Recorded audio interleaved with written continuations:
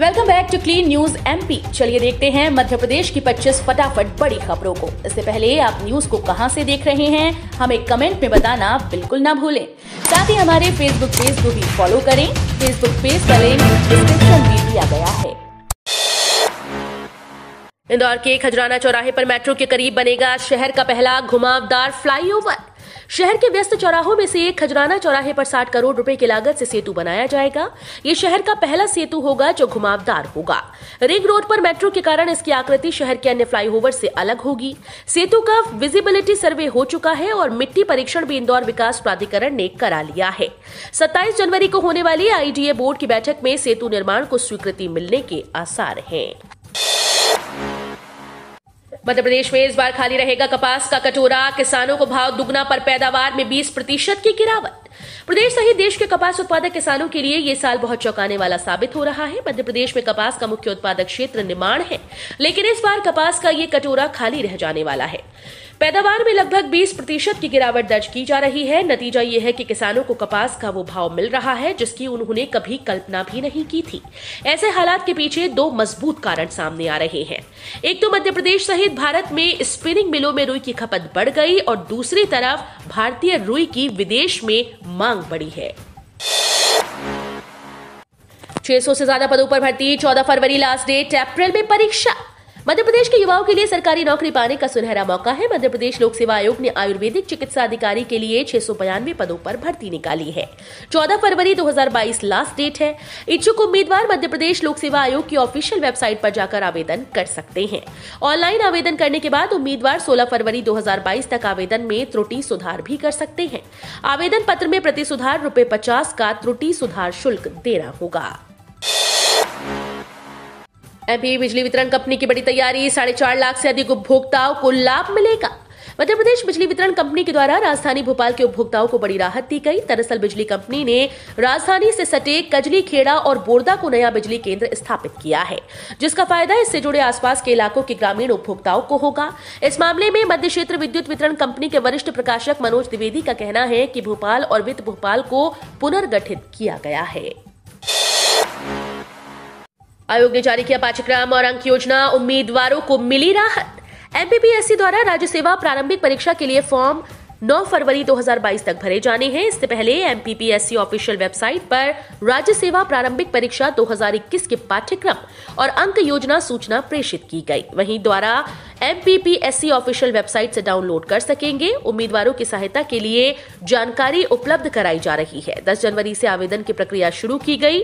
वहीं परीक्षा की प्रस्तावित तारीख 24 अक्टूबर 2022 रखी गई है।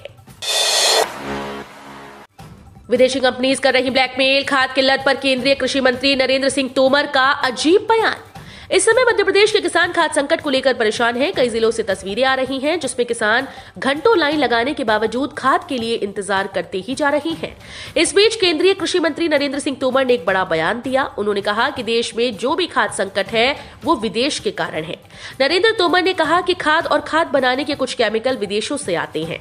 ये विदेशी कंपनीज खाद को लेकर सरकार को ब्लैकमेल करती हैं। उन्होंने ये भी कहा कि अब किसानों को भी ये सोचना चाहिए कि हमें दूसरे देशों के सामने कितना झुकना चाहिए। रेल यात्रियों के लिए जरूरी खबर। आज 24 जनवरी को नहीं चलेगी भोपाल अंबेडकर नगर एक्सप्रेस। दाहोद भोपाल एक्सप्रेस आंशिक निरस्त।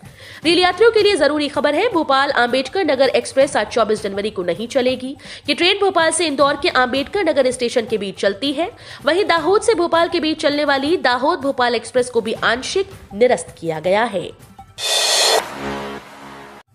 इंदौर में कोरोना के कारण नहीं ले रहे परीक्षार्थियों की तलाशी। अब तक कोई नकल प्रकरण नहीं। कोरोना संक्रमण के बीच देवी अहिल्या विश्वविद्यालय इन दिनों विभिन्न पाठ्यक्रमों की ऑफलाइन सेमेस्टर परीक्षा संचालित कर रहा है, लेकिन कोरोना का डर इस कदर स्टाफ पर हावी हो चुका है कि वे परीक्षार्थियों की तलाशी ही नहीं ले रहे। परिणाम स्वरूप अनुचित साधनों के उपयोग का एक भी मामला बीते 4 दिनों में सामने नहीं आया है। इंदौर में दोनों टीके लगवाने के बावजूद संक्रमित हुए लोगों को ठीक होने के 90 दिन बाद ही लगेगी सतर्कता डोज। ऐसे स्वास्थ्यकर्मी, फ्रंटलाइन वर्कर और 60 वर्ष से अधिक उम्र के लोग जिन्हें कोरोना के दोनों टीके लगवाने के बाद संक्रमण हुआ था, वे रिकवरी के 3 महीने बाद ही कोरोना की सतर्कता डोज लगवा सकेंगे, दूसरे टीके से 3 महीने बाद नहीं। ICMR द्वारा जारी इस नई गाइडलाइन के बाद शहर में सतर्कता डोज लगाने का अभियान सुस्त पड़ने की आशंका है। जिले में अब तक 45,000 से ज्यादा लोगों को सतर्कता डोज लग चुकी है।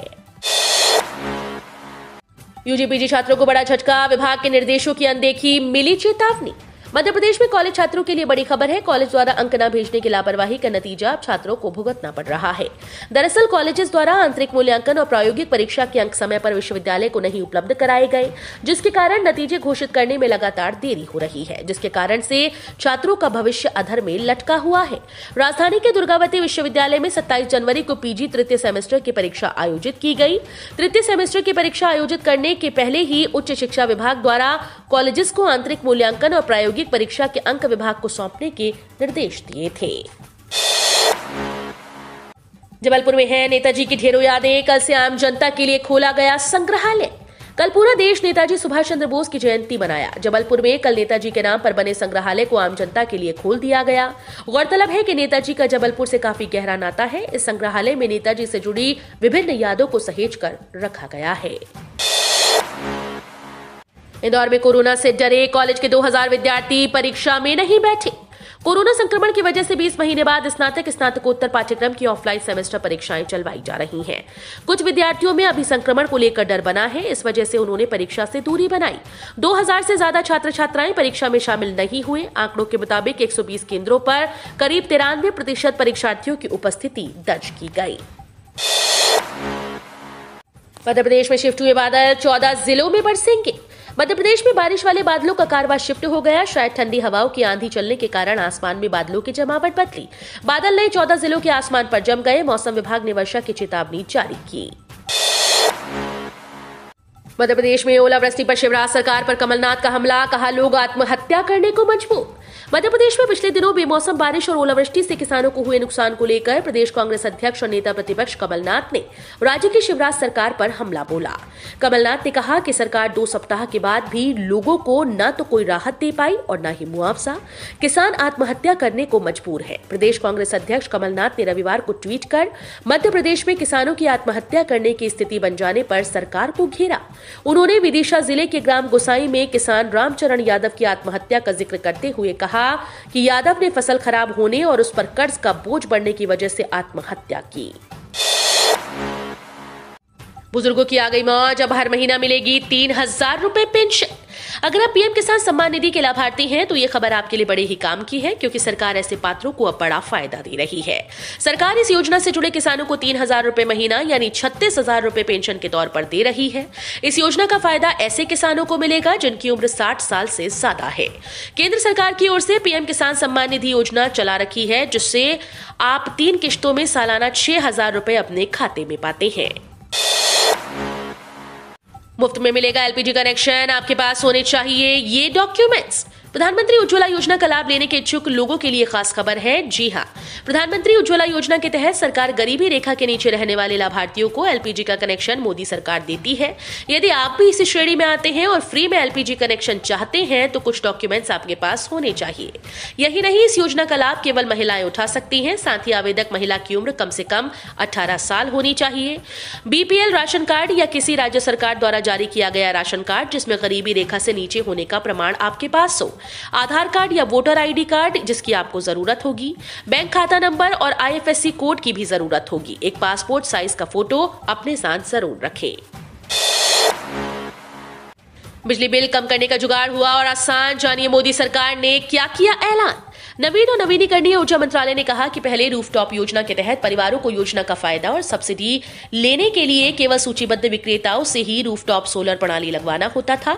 मंत्री ने रूफटॉप योजना को सरल बनाने के निर्देश दिए ताकि लोगों तक आसानी से पहुंचा जा सके।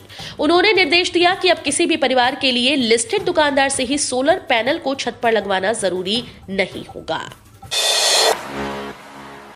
केंद्रीय कर्मचारियों के लिए खुशखबरी, डीए के साथ साथ एचआरए में भी होगी बढ़ोतरी।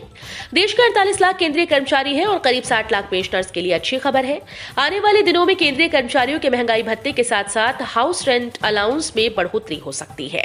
खबरों के मुताबिक जल्द ही केंद्र सरकार केंद्रीय कर्मचारियों के महंगाई भत्ते, हाउस रेंट अलाउंस और 18 महीने के बकाये एरियर पर बड़ा फैसला ले सकती है। जानकारी के मुताबिक केंद्र सरकार एक बार फिर से केंद्रीय कर्मचारियों का महंगाई भत्ता बढ़ाने पर विचार कर रही है।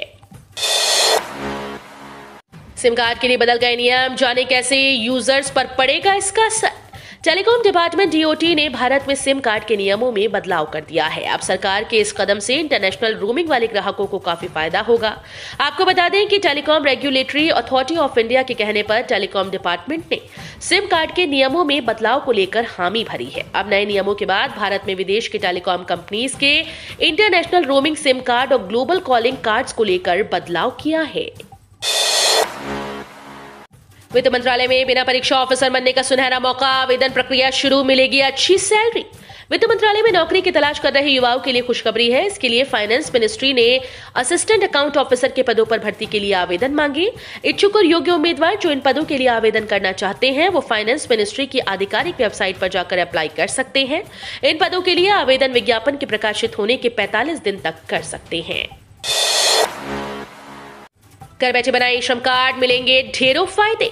केंद्र सरकार ने असंगठित क्षेत्र के श्रमिकों के लिए ई श्रमिक पोर्टल लॉन्च किया है। इस पोर्टल के जरिए केंद्र सरकार देश के हर मजदूर का रिकॉर्ड जुटाएगी।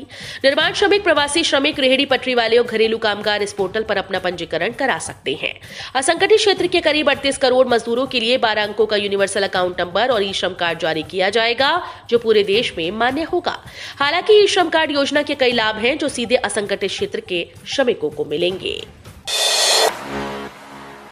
अगस्त से शुरू होगी सिंगल साइन ऑन सर्विस। योजना केंद्र की हो या राज्य सरकार की, सिर्फ एक डिजिटल प्रोफाइल से मिलेगा सबका फायदा। केंद्र और राज्य सरकार की हर तरह की योजना या सेवा का लाभ लेने के लिए अब एक ही डिजिटल प्रोफाइल होगा। ये व्यवस्था इसी साल अगस्त से शुरू होगी। इसे सिंगल साइन ऑन नाम दिया गया है। ये नागरिकों के सत्यापन की एक ऐसी प्रक्रिया है जिसमें एक ही आईडी के जरिए हर तरह की सरकारी सेवा का लाभ लिया जाएगा। यानी अब बार बार सत्यापन की प्रक्रिया से नहीं गुजरना होगा। नौकरी पेशा पर मेहरबान होगी सरकार, बढ़ा सकती है पीएफ पर टैक्स छूट। वित्त मंत्री निर्मला सीतारमण 1 फरवरी को जब 2022-23 का बजट पेश करेंगी तो सबकी निगाहें नौकरी पेशा को मिलने वाली राहतों पर रहेंगी। उम्मीद है कि सरकार इस क्लास को आयकर में बड़ी छूट दे सकती है और पीएफ पर मिलने वाली टैक्स छूट की सीमा बढ़ाकर दुगनी कर सकती है। अभी प्रोविडेंट फंड में सालाना 2.5 लाख रुपए तक के अंशदान पर ही टैक्स छूट मिलती है। चूंकि यह कर्मचारियों की सामाजिक सुरक्षा का सबसे अहम विकल्प माना जाता है, लिहाजा सरकार इस लिमिट को बढ़ाने पर विचार कर सकती है। कोरोना की तीसरी लहर में मध्य प्रदेश में पॉजिटिविटी दर 13.4 पहुंची। एक्टिव केस 61,000 के पार। मध्य प्रदेश में कोरोना की तीसरी लहर का कहर जारी है। नए केस मिलने की संख्या बढ़ने से संक्रमित मरीजों की पॉजिटिविटी दर 13.4% पहुंच गई। आज की तारीख में कोरोना संक्रमित मरीजों की संख्या 61,388 हो गई। मध्य प्रदेश में कोरोना संक्रमण की स्थिति अभी भी चिंताजनक बनी हुई है। तीसरी लहर में प्रदेश में कोरोना संक्रमित मरीजों की संख्या रोजाना ही 11,000 से ज्यादा हो गई है। केंद्र सरकार ने मध्य प्रदेश को दिया तोहफा, छोटे किसानों को मिलेगा इसका लाभ। प्रधानमंत्री नरेंद्र मोदी की सरकार ने किसानों के हित में एक और कदम बढ़ाते हुए मध्य प्रदेश को सौगात दी। प्रधानमंत्री सूक्ष्म खाद्य उन्नयन योजना के तहत फूड प्रोसेसिंग के क्षेत्र में किसानों की आय बढ़ाने के लिए इंक्यूबेशन सेंटर स्थापित किए जा रहे हैं। केंद्र सरकार ने मध्य प्रदेश को सौगात देते हुए 3 केंद्रों को मंजूरी दी। केंद्रीय कृषि मंत्री नरेंद्र सिंह तोमर ने इसका भूमि पूजन किया। कार्यक्रम में मुख्यमंत्री शिवराज सिंह चौहान वर्चुअली शामिल हुए। तो ये थी आज की 25 फटाफट बड़ी खबरें। अगर आपको न्यूज पसंद आई हो तो वीडियो को लाइक और शेयर जरूर करें। धन्यवाद।